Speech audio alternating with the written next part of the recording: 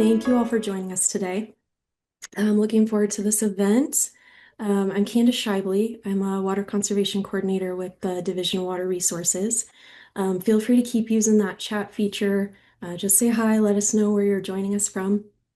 But for questions, if you guys could please use the Q&A box. It's organized a lot better, so it helps me keep track of all the questions so that we don't miss any as they come through.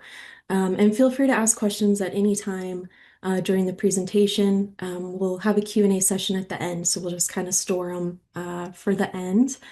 That's always a fun part of the presentation as well. Just some quick background as to what this monthly event is and why we're doing it. The motivation behind this event is to support folks that are participating in the Landscape Incentive Program. We're transitioning unused portions of lawn to things that are more water efficient.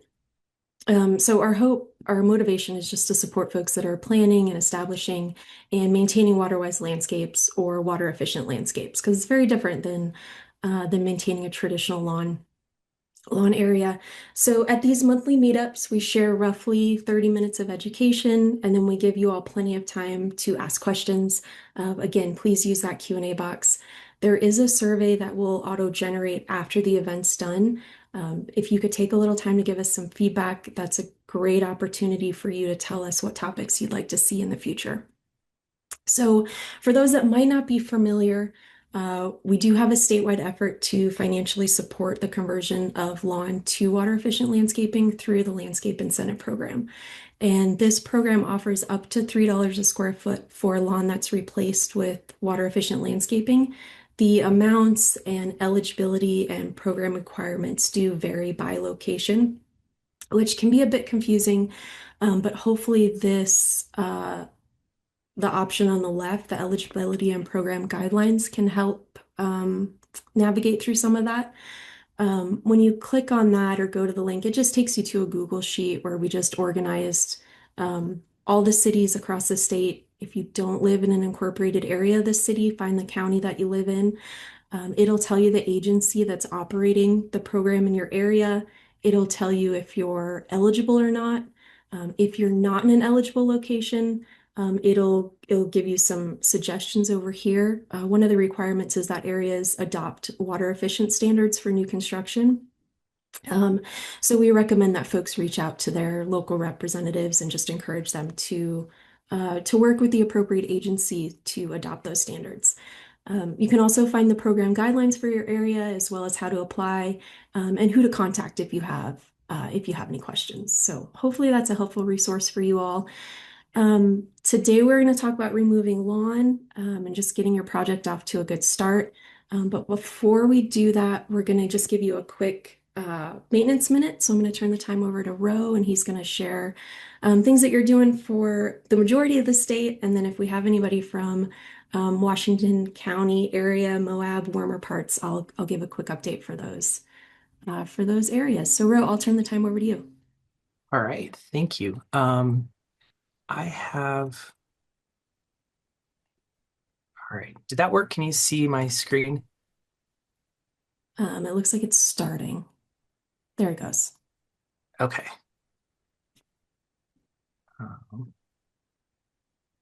All right, so nothing too exciting, but just a checklist for you to kind of look through.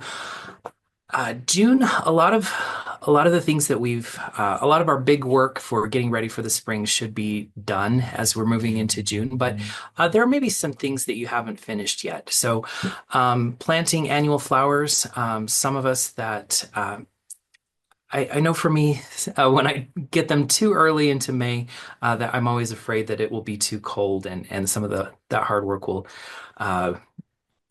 will be ruined. So planting, if you're doing any annual flowers, bedding plants, things like that, this is the month, the early part of June, late part of May is when to get those in. And then when you're establishing those annual flowers, make sure that you're adjusting watering appropriately for those. They will need a little bit more water. Short bursts more frequently for the first few weeks, and then you can sort of, as they kind of are established in your yard, you can cut that water back. Um, Now is the time to, toward the end of the month, we can prune some of our spring blooming shrubs. So if your lilacs, your viburnums, things like that have bloomed already for the season, now is the time. Once they've finished blooming, you can do any pruning to shape or change the size of those shrubs after they've bloomed. Um, I put this one in here, Stop and Smell the Roses. June is one of my favorite months, and I really truly do love roses. This is when they'll be blooming through most of the state. And take some time to enjoy the hard work you've put into your garden. That being said, toward the end of June, when those roses are starting to fade, and some of our other early perennials, it's time to start deadheading, clipping back some of those flowers to try to encourage new growth and a rebloom. Um, this is the month when you'd want to be staking any of your tall perennial flowers. So delphiniums are a personal favorite. They are sometimes a little bit those tall flower stalks can be delicate in the winds that many of us have. So staking those can help them to perform better. I know we're going to be talking about getting rid of turf, but if you do have some functional turf that you are keeping, um, this would be for uh, many parts of the state. This would be a time to put some pre-emergent herbicide to help with weeds. Oftentimes, people put it a little earlier, and our soil's just not quite warm enough for it to be really effective. So, an application of that would help with some of those weeds. And then I mentioned it before last time, but I think if you didn't get to the water audit and really checking out your sprinklers and your irrigation system, it's never too late to really go for it and find out how much water you're actually putting down. If you need any help with a water audit, contacting your extension office, they can either help you do it or tell you how you can do it yourself. So I think that's about it. Thank you. Awesome. Thanks, Ro. Um, let's see. I'm gonna take over screen share again.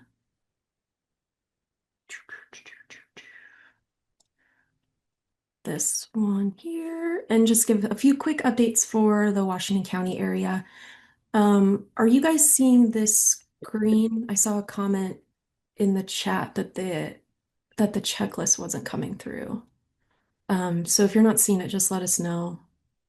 Oh, you saw the checklist. So if you're viewing on your phone, it's very possible that you'll just have to flip through the screens to get from like someone's face to what's being presented. Thanks for the feedback in the chat. So just some quick things. It's getting really hot down in, if we have any folks from Washington County or Moab area, it's starting to get hot. June is that time of year where we transition from spring to the intense summer heat, and our landscape activities are pretty much wrapping up. So we want to avoid planting anything new, fertilizing, pruning trees. We'll hold off on that until the fall when things cool down a bit.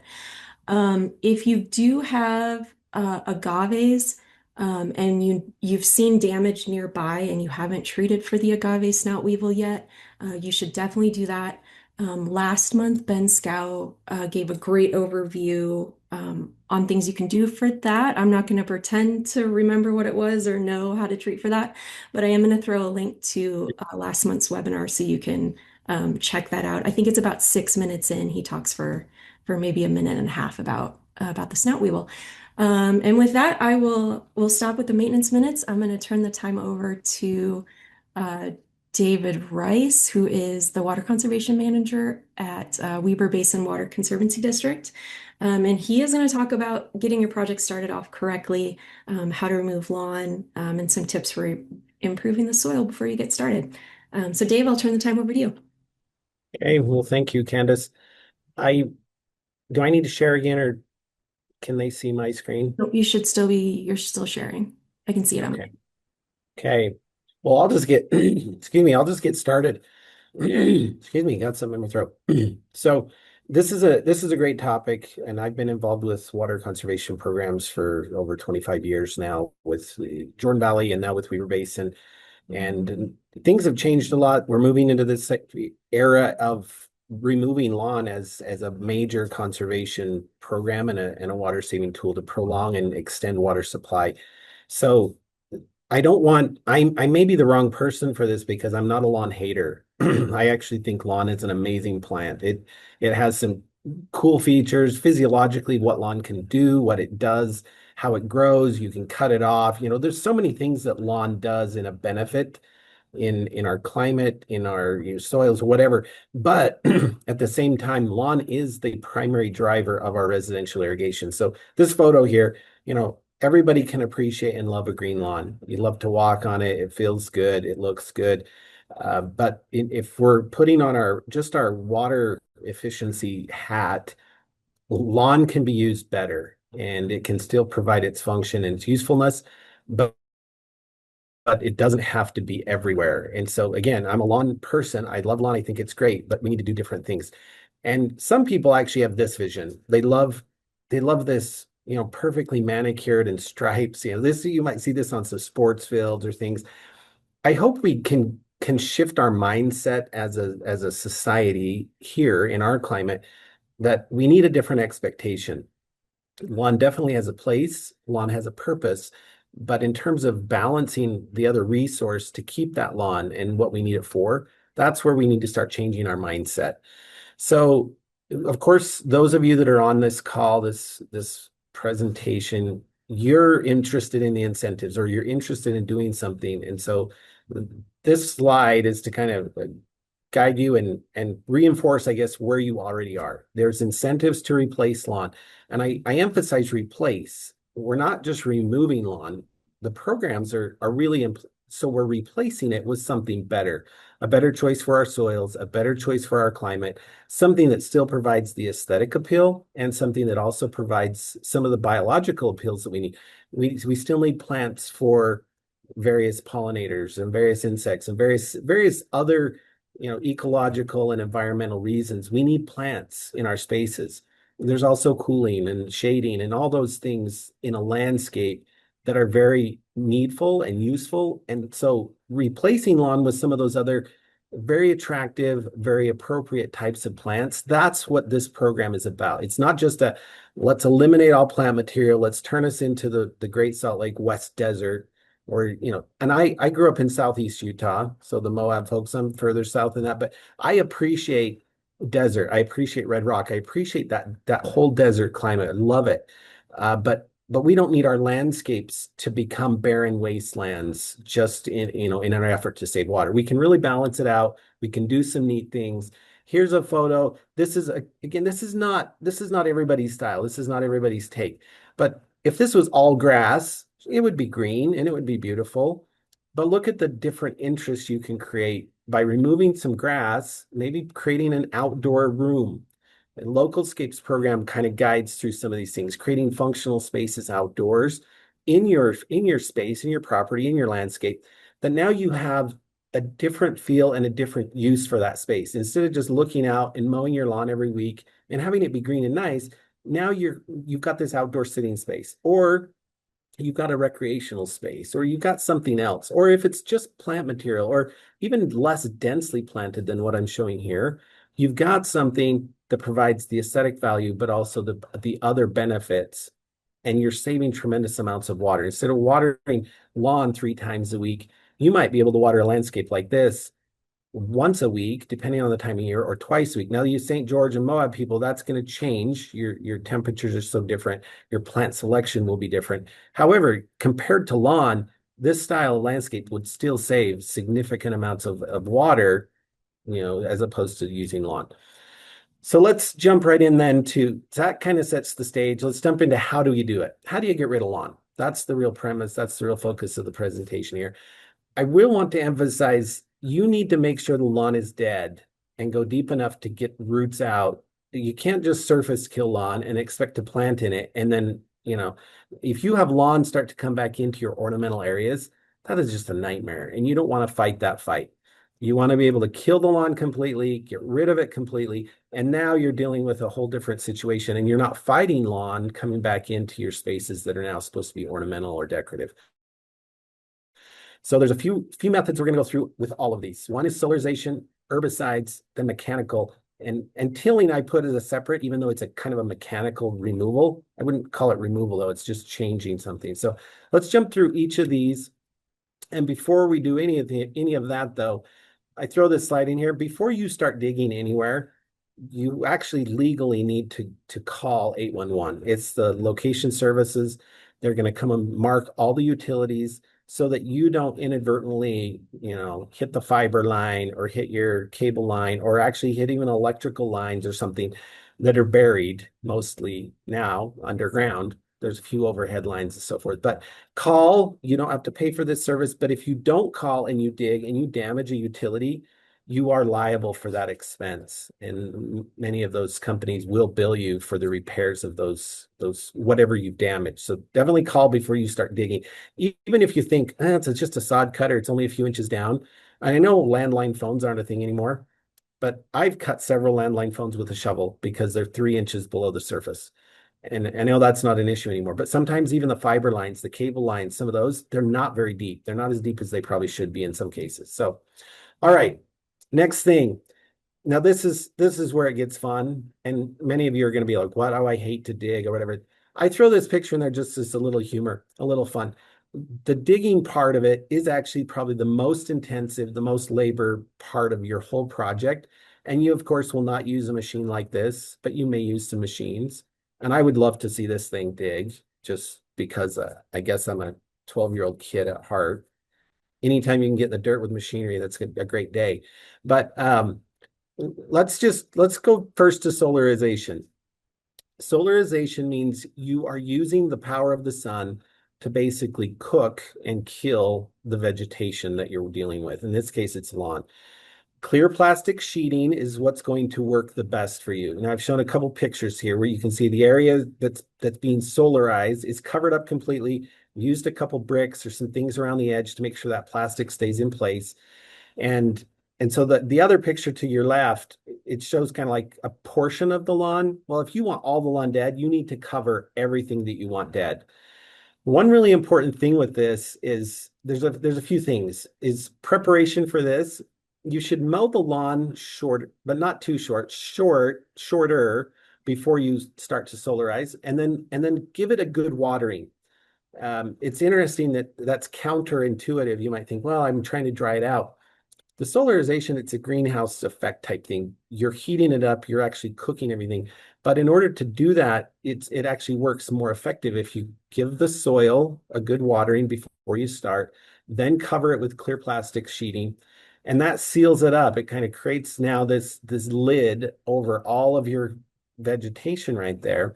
It's going to be transpiring and it's actually going to get quite humid in there and warm, but it's crucially ensure that you get the seal around it. Don't leave a lot of edges or loose areas where a lot of airflow is going to get in there. You want heating and you want the blocking of the transpiration stuff. You want to keep everything in and everything out. So seal it up good.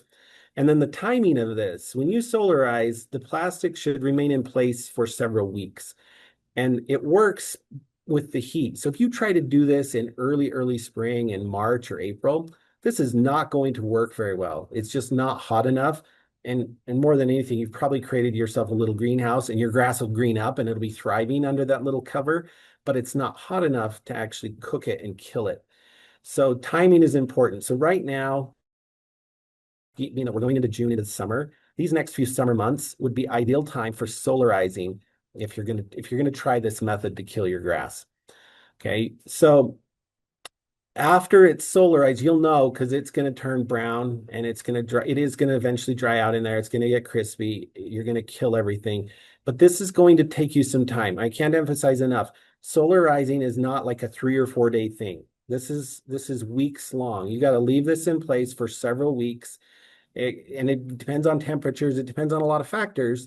There's not just a one, I can't tell you 5 weeks exactly, take it off.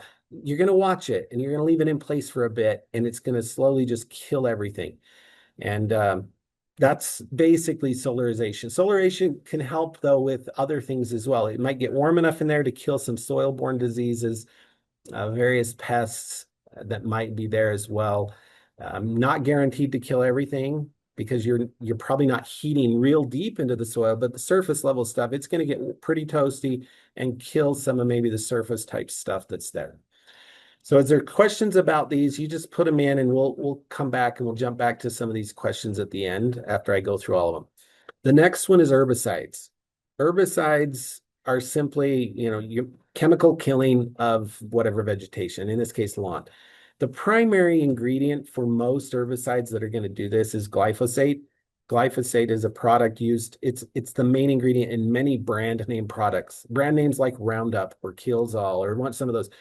The main ingredient in that is glyphosate. It comes as a premixed form or a concentrate form where you mix your own. And when you apply glyphosate, it is a non-selective herbicide, meaning it will affect whatever it touches. So if you're spraying Roundup, if you're spraying glyphosate, if it touches any ornamentals, it will kill those ornamentals. If you're spraying and you're not careful and you do it in the wind and you get drift, it may affect some neighboring plants. It may affect trees. It may affect grapevines. It may affect anything that's around it if you're not careful and you're applying an herbicide like this in the wrong conditions or the wrong concentrations or some of that. So whatever you do with herbicides, I always encourage people read the labels and pay attention to what you're doing. A little is good, a lot isn't better. Just follow the instructions. It doesn't mean you need to double the dose or anything like that. I will tell you, I have used glyphosate to kill grass. What I have found is it usually takes 2 applications. You'll do it, and then it sits and it starts dying. And then sometimes this is maybe a little hint if you want to really make sure it's dead, actually give it one irrigation in the middle. Spray it, let it start dying, irrigate, maybe not a full irrigation, but enough to any moisture there, any grass that's left, it will start growing again. And then you spray it one more time. And usually at that point, you've killed it with 2 applications, a little small irrigation in the middle just to stimulate any growth that's left. You don't want any roots that just seem to be dead but are alive. You don't want those coming alive once you've redone everything and planted or put on mulch or rocks or whatever it is you're using. So make sure it's dead if you're using herbicides. The next one, mechanical. Now this involves equipment, and if you have no access to equipment or you're uncomfortable using equipment, this is not one of your options. But if you maybe want to try to do something a little quicker, this involves sod cutters, an excavator, a bobcat, the bigger equipment is going to get a little more challenging unless you have friends that have this equipment and can help you. Renting it becomes a little costly. Sod cutters are not too costly. You could, especially if maybe there's a couple neighbors in your neighborhood and you're doing this together and you rent a sod cutter for a day and you'll be able to remove all the grass in multiple yards in a day. Maybe not fully removed, but to cut that sod to get it prepared to remove, you'd be able to easily cut that sod in a day. Then we've got the really hard method of you could shovel it out. If you really want to cancel your gym membership, get out your shovel, and you go to work. It's very difficult work, but it can be done. I helped my father-in-law shovel out his grass in his park strip last year, and we did it in a day, but it was a lot of work to hand dig out all of that grass. We dug it out a little deeper and all that kind of stuff. Shoveling will involve some sweat and probably some tears and anyway, drink lots of water when you do that. When you do this, before you start digging, and maybe I should have reversed the order of this a little bit, mark your existing sprinkler heads with some flags or some sticks or something.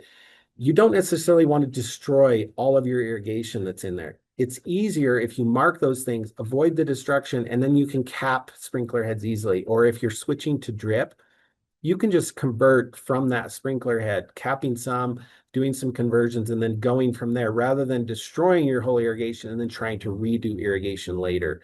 So mark out heads, mark where they are, avoid killing those or breaking them. And then, of course, that'll make your life easier when you're retrofitting or just capping everything. It just makes it easier without broken stuff. And then the last thing I'll mention on the mechanical removal is be careful around trees, existing trees. This program is a grass removal program, but not a tree removal program. The value of mature trees, you want to be careful with those. Granted, if you've got sod right up to the tree, be careful around the trunk of that, removing that sod carefully. And then certainly you'll probably get some surface roots. So there's some small surface feeder roots that are going to be up there close. When you're using a sod cutter equipment, you're going to damage some of those. but don't go too deep. Don't go deeper than you need where you really start damaging some major roots that will affect the health of your tree. Just be careful with that.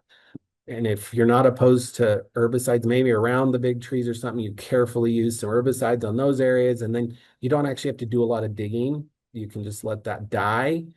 Those are just, some things you want to consider around mature trees. And then tilling. Now, tilling, I put it as its own thing simply because I would never recommend tilling unless the grass is dead and you know it's dead. So this tilling kind of is a mechanical with paired with herbicide. Now, I throw this out there as a couple things. If you kill it all with herbicides and you're not in a hurry, you can just let it sit, and that grass is going to break down. The dead organic stuff is going to break down. It's just going to add to your soil, and you don't necessarily need to till it in. If you want to, you can. I did a section of my yard where I killed a bunch of grass. I wasn't in a hurry. This was before incentives were even going. And I just left it and I just started planting in the dead grass. So I would dig a hole and I would put a tree in. And the grass is still brown. And then eventually it's just gone. It turns gray and it's kind of decomposing and it blows away. And eventually I just had soil. And I didn't till it and I didn't do anything with it, but I was amending soil just slightly in places that I was planting. And then over time, it took me about 2 years. Then I had finally got around to doing some drip irrigation in there and then adding the rest of my plants and then putting mulch over the top. But I never actually tilled it and I never actually used the sod cutter to remove anything. I just used herbicide and then applied, and it started slowly doing. That may not be a luxury for many of you because the programs do have a time frame. You've got 12 months. And so sometimes you don't have time to wait. And so if your lawn is dead and you really want to just mix that organic stuff in, tilling it would be fine. Or just scalp it off really short with a mower, and then you're going to be planting in it, and then you're going to do your irrigation and put mulch over the top. But tilling, just again, be careful with existing sprinkler products, the pipes and things. Always call that 811 before you start tilling because that's the same as digging. You're going to go down several inches with a tiller likely, and then be careful around existing trees once again. And now let's just talk about some depth of soil to remove while we're on the subject of removing.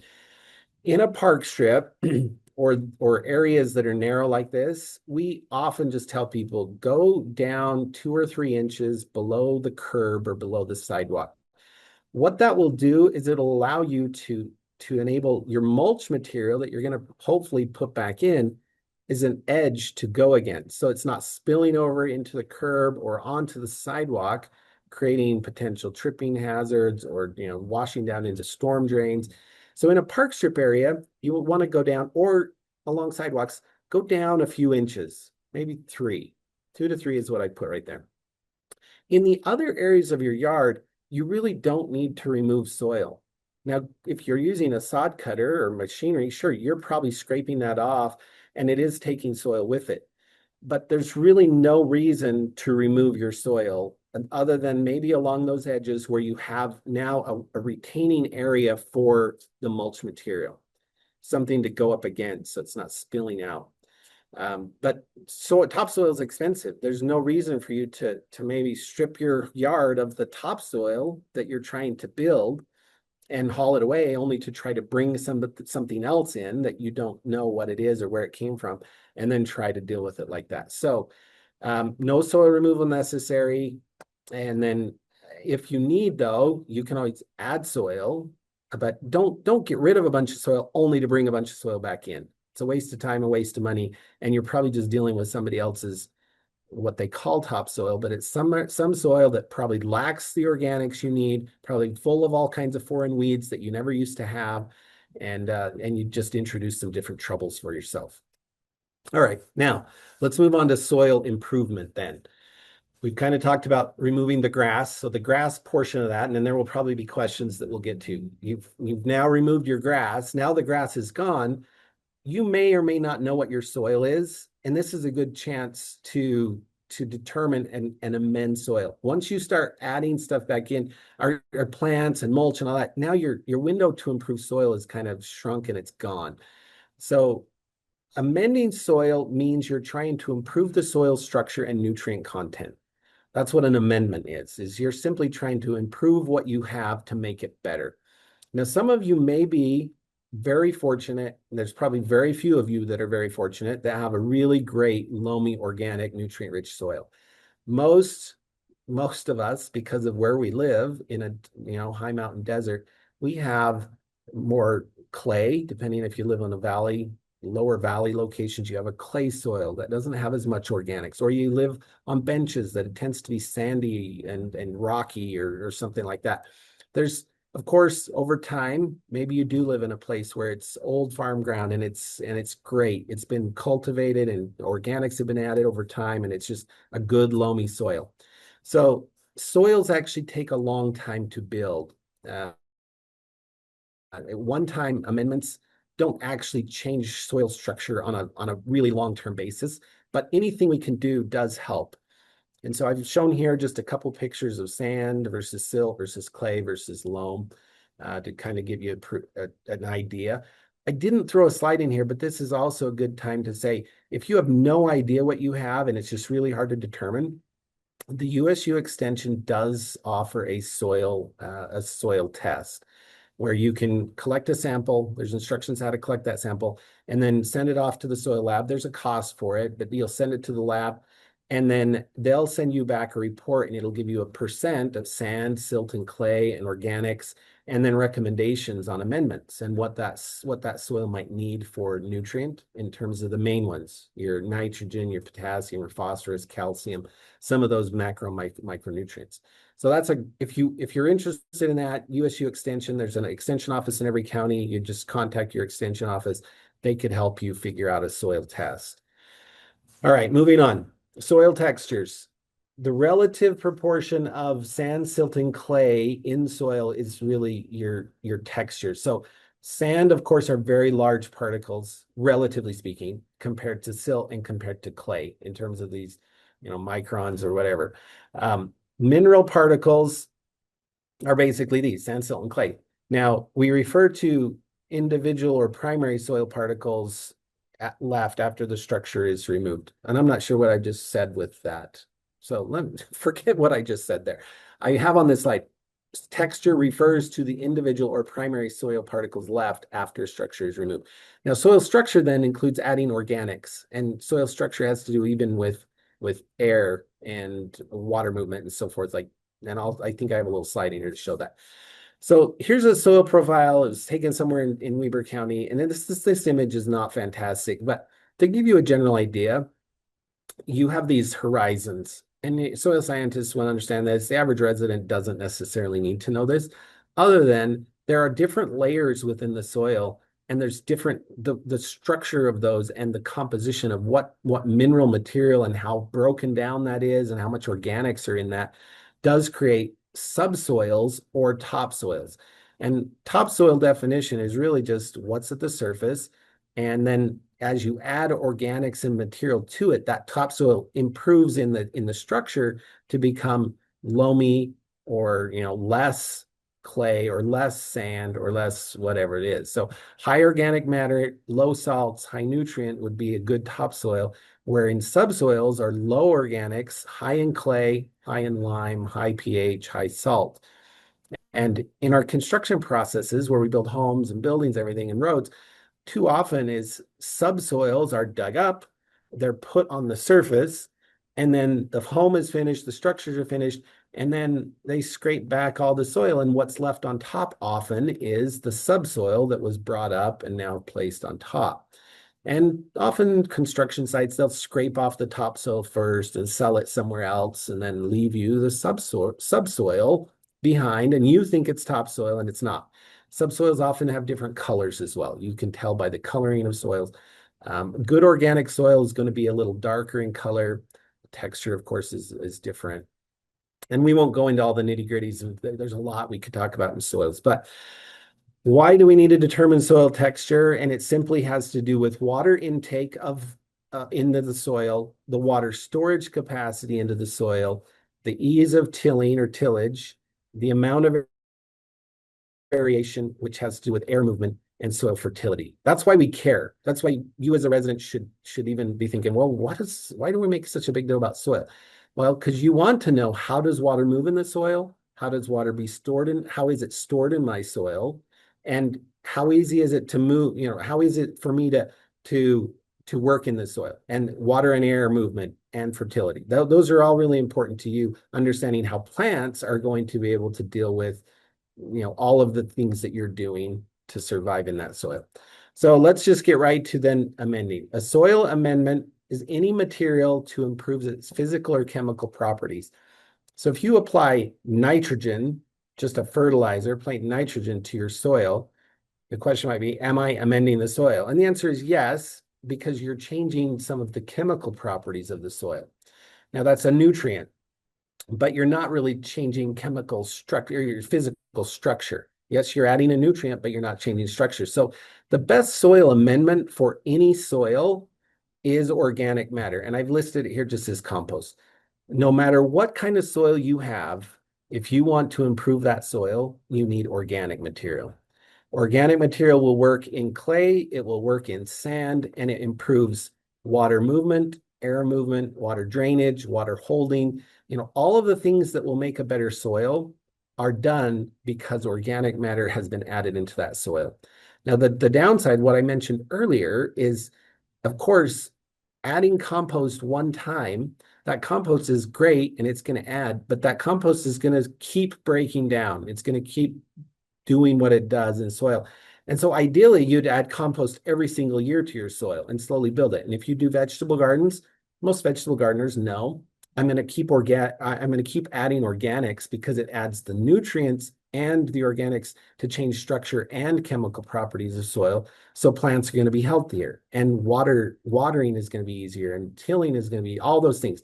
But in the case where you're just removing lawn and you're replacing it and you're going to have a fixed landscape, your one chance to do this is going to be, when it's bare. And so you're going to add what you can add, and you're going to do what you can do. And that's going to have to probably be good enough. But that good enough is going to make some difference. Now, a few other amendments you might talk about. If you live in an area which we don't need to reduce acidity, but lime would raise the pH of the soil and reduce acidity. That's not a problem in our climate, in our area. Intermountain West, we don't have high acidity. We're more of a basic type soil. Sulfur lowers the pH and increases acidity. So if you want to try to grow blueberries in our climate, for example, that might be the case for you. You need to increase acidity a little bit so we can grow blueberries. Gypsum improves aeration, compacted soil helps drainage. Perlite improves aeration and drainage. Vermiculite improves moisture retention and aeration. These are all things that you could add, but you could spend a lot of time, you could spend a lot of money. Again, I would say for the average person, you can send off, do the soil sample, do the soil analysis, and it'll tell you. But almost always, I think for our climate, the bottom line recommendation for most is, if you'll stick to compost, you add some compost and you really mix it in, that will make the biggest difference you need for your soil to be successful. So compost is going to include all kinds of things, any plant material, leaves, straw, grass clippings. Compost includes decayed plant material that comes from your vegetable scraps and leaf mold, decomposed, anything organic that's decomposed is going to turn into compost. And there's formulas if you want to make your own compost and some of that. There's things of the dry ingredients. So the browns versus greens, like fresh green stuff like grass clippings, versus brown things like dried leaves or straw or pine needles or some of those kind of things. But anything left long enough with the right conditions is organic matter is going to compost. If you leave a big dead tree sitting on the ground and cover it up just a little bit, it's going to decay and turn into compost. Very organic, very, loamy, nutrient-rich soil. But it takes a long time for that. So you break these things up smaller. Most often you're not composting your own. You're going to buy compost somewhere. If you want to do aged manure, make sure that that's great. Just make sure it's aged. If it's not aged long enough, you'll end up with something very high in ammonium and nitrogen, which will be hot, what we call hot, which will burn your plants more than benefit your plants because it's still decomposing. It's still turning into compost. And then coconut coir is actually a great soil conditioner that helps retain moisture. If you have a very sandy soil, you could use some coconut husk stuff. All right. So how much, I'm going to run out of time here. I'm almost done. How much organic matter should you add? For a single application, 1/4 to a half an inch on turf areas and rake it in. Now, this is if you still have lawn. If you're just trying to improve your soil where lawn still exists, you can aerate it and you can apply a thin layer of compost over the top and rake it in. That's going to improve your soils at the surface. But since your lawn is going to be gone, let's just move down some of those bullet points. 1 inch per year for normal applications in an annual area, like your vegetable garden, you're just going to till that in. 2 to 3 inches of low salt material if you're in a dire need of organic matter, which all of us are. So if you've removed your lawn, I would say you put 2 to 3 inches of compost and then till that in. Till it in as deep as you can. Some of the stuff that I've read and different things, if you can get that 12 inches deep, that's going to be fantastic. And then if you can get it 12 inches deep, you could apply 2 or 3 inches, till it. You could apply 2 or 3 inches again and till it. And then you're really going to start improving the soil profile of about a foot deep.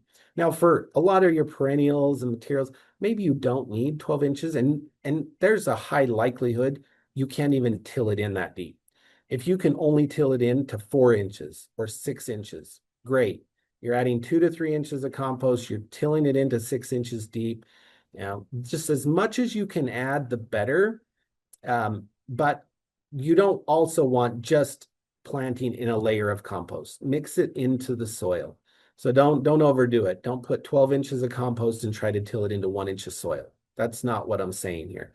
Add the compost, organic matter, till it in the best you can till it in, and then your soil is going to be at least amended and you're helping your soil to some degree with that one bit of effort. So with that, I'm kind of at the end of my slides. I've covered quite a bit, but I'm also running out of time. So let's deal with questions. Candace, I don't know if you're going to moderate those. Yeah, I got you. That was perfect, David. Thank you for that presentation. If you guys have questions, feel free to throw them, excuse me, throw them in the Q&A box. Let's start off with the backtracking to solarization. We had a lot of questions related to that. Okay. Can you maybe just share a bit as to why you chose the clear plastic versus a black plastic? Yeah, that's a good question, and that gets asked all the time. Now, I won't say black plastic won't work. Black plastic will block all the light and it'll get hot, but clear plastic lets that extra heat and light in. It's interesting. It's almost a counter logic. You think, well, black, it'll get hotter, whatever. And black plastic will still do the job, but clear plastic will work faster. And I guess I can't explain every little nitty-gritty bit of the science there, but it's like a greenhouse and you're just going to let a lot of light and a lot of heat in there and it's going to actually cook it faster with clear plastic as opposed to black. Cool. Is it okay to do that around trees? I would be careful solarizing around trees because you still want your trees to get moisture. You're going to be irrigating this. Once you've started solarizing, you're cutting off irrigation. I mentioned you water it maybe before you start, just to get everything kind of growing and moving. Physiologically, you're doing some things. But then once you start that, you've cut off irrigation. And so you don't necessarily want to cut off irrigation to your trees for 8 weeks. So that goes back to being very careful around trees. And maybe you want to do a little bit of selective your herbicides around trees where you can still get water in that root zone of the trees. You're not damaging roots, but you're also not solarizing, and there's a potential you are heating up the surface. You might damage a few of the feeder roots at the surface of a tree. I don't know. I'd be super careful around trees, especially your big mature trees, solarizing. The other problem on mature trees is there's going to be a lot of shade. And so you're reducing your effectiveness of solarizing with a lot of shade.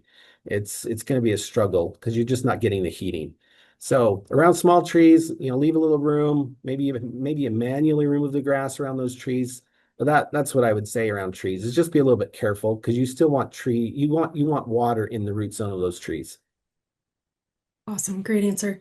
If you're so as far as just laying out the plastic goes, do you have any suggestions, like if lawn goes right up to a house, like how to kill that lawn up next to the house? Do you think it would be effective, or would you use a combination of methods? You can always try it. along edges are always the challenge because you're trying to seal that up and you're trying to cover everything. But maybe on your plastic, as you wrap it up towards the house and you put some bricks or something along the edge, and chances are, sure, it would probably kill grass right up next to a structure as well. But along those edges might be where you have to do a little more handwork. If you've killed everything off, you've left it sit there for a bit, and then you pull it off and you realize, oh, there's still some green right there. Well, then it's not overwhelming to just take your shovel and maybe dig along those small edge areas or something like that. Or, a little bit of combination. Again, sometimes people solarize because they just don't want to use a chemical herbicide. And so if you're solarizing, likely you don't want to break the Roundup afterwards and start spraying everything either. So you might just have to do a little bit of digging on some areas that don't get a total kill.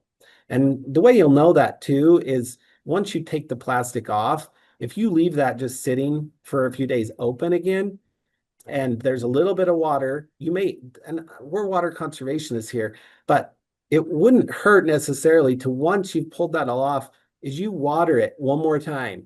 And anything that's still alive, you leave it for a week, anything that's still alive with some water, you're going to start seeing some green start come back. And then you can start to deal with things that way. If you notice, oh, there's a little patch over here that didn't really die and it's starting to green up again. Now you're either hand digging it or you're covering that area again and kind of going through the process again.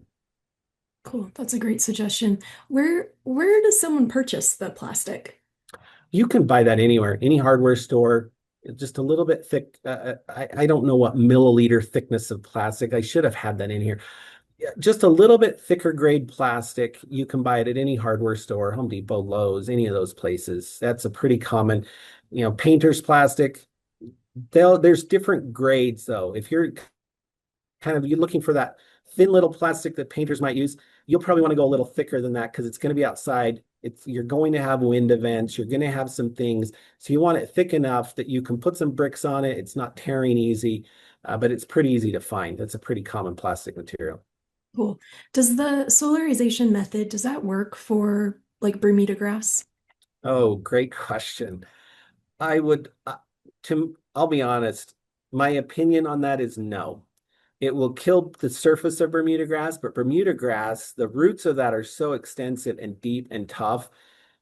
If you left it long enough, the answer might be yes.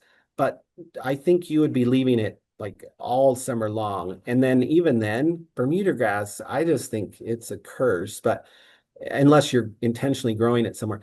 I think within a couple of years, you might kill it at the surface or something. I think it's coming back. I personally think for Bermuda grass, you need to like all out assault with chemicals and even then multiple applications to really get at Bermuda grass. Gotcha. How, okay, that was a great suggestion. We're going to try switch gears to the chemical stuff. These questions are great, so keep them coming through. In the chat box, I'm just going to throw a link to next month's topic. We're going to talk about watering your new plants from start to establishment. Okay, so let's switch gears to the chemical applications. Um, how long does someone need to wait, like in between applying a chemical and then going in and planting their landscape? Oh, that's a good question. For glyphosate, it's a topical application, so it's touching the surface of the foliage. Um, and I don't know if I should have looked this up because there is probably a recommended number of days. But once it's in the soil, the residual of glyphosate just doesn't stay. It's a very short-lived in soil. So the reality is if you've killed the lawn and you've sprayed it, let's say 2 weeks go by, everything looks dead, you're pretty much ready. You're safe to plant. You're digging, you're planting. There's really not going to be any harm of you affecting your new plants at that point. Glyphosate has to be liquid form, touching the foliage to be killing anything. So once your grass has died, you're pretty much safe to plant. And I wished I had a number like, oh yeah, you're safe after 14 days. I don't know what the days are, but by the time your grass is dead, you are safe to plant. Gotcha. And that back label that's on the product should tell you what. It will list that as well. Yeah, Can you, sorry, I yeah, just wanted to please. break in one thing to remember. For decades, Roundup was just straight glyphosate, and that is not the case anymore. Roundup is a suite of products, and there's the red label and the purple, and they have mixed a variety of things with the glyphosate, and a lot of those will have a lot longer residuals. So make sure you know what you're getting, and straight glyphosate is probably the safer option. Yeah, I appreciate you jumping in on that. That is no doubt the case. You need to know what you're applying. So read the ingredients. And so yes, glyphosate is safe, but you start adding other things in there, you're introducing some things that may have different consequences and residuals and timeframes. I appreciate you that, bro. Thanks for that. Yeah, thank you. That was great. Um, with the glyphosate and other chemicals, is it safe to apply them close to trees? Like, can it get on the bark, or what methods would you suggest? If if I were applying that, I would take every precaution to not have that touch a tree. So use some cardboard and wrap the trunk or whatever. Sure, there's a thick layer of bark on a tree, but you do not want to risk having any damage to your tree. And so take every precautionary measure that liquid does not touch the tissues of that tree in leaves or bark or whatever it is. So just take precautionary measures. You can spray right up next to it, but when I've done that and sprayed around trees, I just make a little cardboard shield and I'll just wrap it around the trunk there and tape it real quick. And now I can spray around there and nothing's touching that tree. And it's quick, it's pretty easy to do, and you're not risking damaging your trees. Oh, what if you have like a type of tree, like an aspen or cottonwood, where the roots are pretty close to the surface and you might have some sprouts coming up? You would want to be careful with that because if you apply and it gets on those little shoots that come from roots, certainly it's drawing it in. The chance of it possibly killing because of the concentrations, everything, the chance of it killing your whole tree might be very minimal. But if you don't want to risk damage, be very careful of that, knowing what you're doing. Again, what it's touching, because how many of those little suckers are up and how many get herbicide on them and what that's going to draw down into the roots, you would definitely want to be careful with that. And I don't have a strong fixed formula of like, oh yeah, you can spray a couple of those without any problem. Just again, take precautions. Anytime with herbicide, know what you're applying, read the labels, apply proper concentration, but also be very aware. Whatever it touches has a potential to kill or affect plant health. And in bigger mature trees, one little application, sure, it might not kill it, but it's sure not going to do it any favors. You're going to stress a tree, you really have it struggle, and then you might introduce a pest because now it's stressed. So you just lead yourself down a road that's not going to be healthy for your tree. Got it. Thanks. Okay, we're gonna channel your inner 12-year-old boy with the machinery here. All right. In your opinion, what would it be better to use like a skid steer or a mini X with a large bucket or a butter bar? I don't know what a butter bar is. Um, I guess if you have access to all of those options, at this point, any of those are going to be great. Depends on the operator. If it were me, I'd probably dig way too deep. I'd get crazy with my excavator and I'd be down a foot or something. If a skid steer in a bigger area is probably going to be more effective because you can probably control the depth of your bucket and a little bit wider swath in that. So you really scrape that grass off to the right depths. Again, depending on who's using the equipment, their experience, that's going to be probably the quickest and most effective. A little mini axe, even if your bucket's wide, it's going to probably take a lot more time just to be scraping that off. So if you've got the equipment, you've got a skid steer or bobcat, something like that, yeah, that's going to be pretty quick, pretty effective. Cool. This is just a clarifying question about adding compost. The first recommendation you gave, that quarter inch to a half an inch, that was for top dressing lawn that you intend to keep, correct? Yeah, yeah, that's just a really light application over existing lawn. If your soils aren't great, but you're trying to grow lawn on it, that's just a top dressing. Once you've aerated, you can rake that in. Core aeration will pull the little cores out, and then you can top dress with that quarter to half an inch and rake that in, and it's going down in those holes and it's building the soil slowly. And, you could do that every year if you wanted, and it will improve the soil structure at least, to a few inches down. But that is for existing lawn. If you're removing all the lawn and you're trying to mend soil, definitely add a lot more. Add a lot more compost and really mix that into the depth that you can mix it. Could you do a similar method like around landscape plants or fruit trees that are If existing, just want to improve the soil quality around? Yeah, yeah, sure you could. Yep. Anytime you can get organics into the soil, it's going to improve that soil. So around ornamentals, yeah, whatever you can do, it'll certainly help. Great.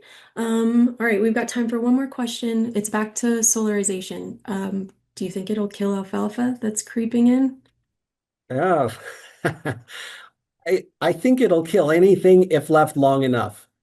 And but that's your challenge. And I'm not an alfalfa farmer. Alfalfa has some pretty extensive root structure, and they can leave it unwatered for a time, and they're cutting it and doing all kinds of things. Alfalfa is a pretty tough plant to kill, I believe. So again, if you were to solarize that and you left it for a very long time, I think yeah, it would kill it. But you might not have the time trying to solarize alfalfa and to kill it. So in that case, you might need to resort to an herbicide or something to try to kill that. Gotcha. I lied. One more question, then we'll cut it off. If someone has a sandy soil type, like in the Moab area, would you also recommend compost as an amendment? Yes, I would recommend compost for any soil, especially sandy soils. Sandy soils, compost is going to make a world of difference in water retention. You've already got lots of drainage. You just need to be able to retain water longer in soil. So compost will help with that. On the opposite side, clay soils, well, it holds a lot of water and it doesn't dry out and it doesn't drain well. So compost helps with drainage. So compost is really the universal amendment for any soil type, and it'll just improve that soil type to be better for plant health. And I think that's our whole goal here. It's if you really intend on zero plant material, if that's your style, you want to remove all your grass, you're going to have hardly any plant material. Well, maybe you don't need to amend your soil. Don't spend the time and the money, but maybe you're only amending where your plants are going to go, and that's fine too. You're saving some money. Organic, I guess you could say soil amending is to improve plant health because that's what you're interested in. You're interested in how water and air and all these things are contributing to the better health of your plant material in general. So if you don't need plant material, well, great. You don't need organics. You don't care what the soil's doing unless you got a structure and you need water draining away or something. But I hope that clarifies that. Amendment is for plant health. And so the more amendment you can do to improve any soil type, the better success you'll have with any plant material you're trying to grow. Cool. That was a great presentation and a great Q&A session. Ro, do you have anything you'd like to add before we hop off? Good. Okay, cool. I put the link for next month in the chat. Hopefully we see you guys next month, and thanks everyone for joining. Yeah. Oh, Candace, if everyone's still on, I would also tell you every water district throughout the state hosts classes. So wherever you live, now granted, some of the areas that aren't within a larger water district boundary, those are maybe a little harder to find. There's going to be online classes, but every one of the districts have classes through the season. So depending on your geographical area, look up those districts, and if you need more information, attend their classes. USU has stuff too. There's a lot of resources. So, keep learning, keep seeking out the resources. We're all here to try to help. Awesome. I love that. Thanks. Well, thanks all. We'll see ya.